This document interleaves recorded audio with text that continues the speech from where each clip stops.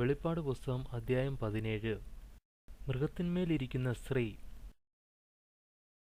പിന്നീട് 7 കലശമുള്ള 7 ദൂതന്മാരിൽ ഒരുവൻ എന്നോട് വന്ന് സംസാരിച്ചു, വരിക, ഭൂമിയിലെ രാജാക്കന്മാരുമായി വേശ്യാവൃത്തിയിലേർപ്പെട്ട് തൻ്റെ വേശ്യാവൃത്തിയുടെ വീഞ്ഞുകൊണ്ട് ഭൂവാസികളെ മത്തരാക്കിയവളും പെരുംവെള്ളത്തിന്മേലിരിക്കുന്നവളുമായ മഹാവേശ്യയുടെ ശിക്ഷാവിധി ഞാൻ കാണിച്ചു തരാം. ദൂതൻ എന്നെ ആത്മാവിൽ മരുഭൂമിയിലേക്ക് കൊണ്ടുപോയി.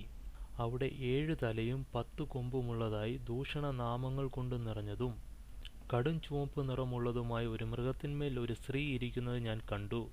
സ്ത്രീ ധൂമ്രവർണ്ണവും കടും ചുവപ്പുമുള്ള വസ്ത്രങ്ങൾ ധരിച്ചു, പൊന്നും വിലയേറിയ രത്നങ്ങളും മുത്തുകളും അണിഞ്ഞു, തൻ്റെ ദുർവൃത്തിയുടെ മ്ലേച്ഛതകളും അശുദ്ധികളും നിറഞ്ഞ ഒരു സ്വർണ്ണ പാനപാത്രം കയ്യിലേന്തിയുമിരുന്നു. ഈ നാമം അവളുടെ നെറ്റിയിൽ എഴുതിയിരുന്നു: മർമ്മം, മഹതിയാം ബാബിലോൺ, വേശ്യകളുടെയും ഭൂമിയിലെ മ്ലേച്ഛതകളുടെയും മാതാവ്. അവൾ വിശുദ്ധരുടെ രക്തവും യേശുവിൻ്റെ സാക്ഷ്യവും വഹിച്ചവരുടെ രക്തവും കുടിച്ച് മത്തരായിരിക്കുന്നത് ഞാൻ കണ്ടു. അവളെ കണ്ടപ്പോൾ ഞാൻ അത്യന്തം ആശ്ചര്യപ്പെട്ടു. അപ്പോൾ ദൂതൻ എന്നോട് പറഞ്ഞു, നീ ആശ്ചര്യപ്പെടുന്നത് എന്ത്? ഈ സ്ത്രീയുടെയും ഇവൾ കയറിയിരിക്കുന്നതും 7 തലയും 10 കൊമ്പുമുള്ളതുമായ മൃഗത്തിൻ്റെയും മർമ്മം ഞാൻ നിനക്ക് പറഞ്ഞു തരാം. നീ കണ്ട മൃഗം ഒരിക്കൽ ഉണ്ടായിരുന്നതും ഇപ്പോൾ ഇല്ലാത്തതും അഗാധഗർത്തത്തിൽ നിന്നും കയറി വന്ന് നാശത്തിലേക്ക് പോകുന്നതുമാകുന്നു.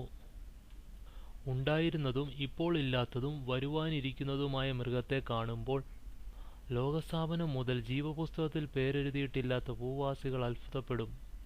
ഇവിടെ ജ്ഞാനബുദ്ധി ആവശ്യം. 7 തല സ്ത്രീ ഇരിക്കുന്ന 7 മലയാകുന്നു. അവ 7 രാജാക്കന്മാരാണ്. അവരിൽ 5 പേർ വീണുപോയി. ഒരുവനുണ്ട്, മറ്റവൻ ഇതുവരെയും വന്നിട്ടില്ല. അവൻ വരുമ്പോൾ അല്പകാലം ഇരിക്കേണ്ടതത്രേ.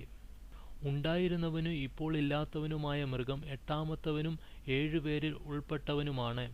അവൻ നാശത്തിലേക്ക് പോകുന്നു. നീ കണ്ട 10 കൊമ്പുകൾ ഇതുവരെയും രാജ്യത്വം പ്രാപിച്ചിട്ടില്ലാത്ത 10 രാജാക്കന്മാരത്രേ.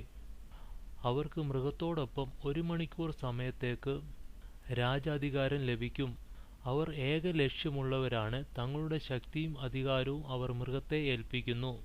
അവർ കുഞ്ഞാടിനോട് യുദ്ധം ചെയ്യും. കുഞ്ഞാട് കർത്താതി കർത്താവും രാജാതി രാജാവുമാകയാൽ അവരെ ജയിക്കും.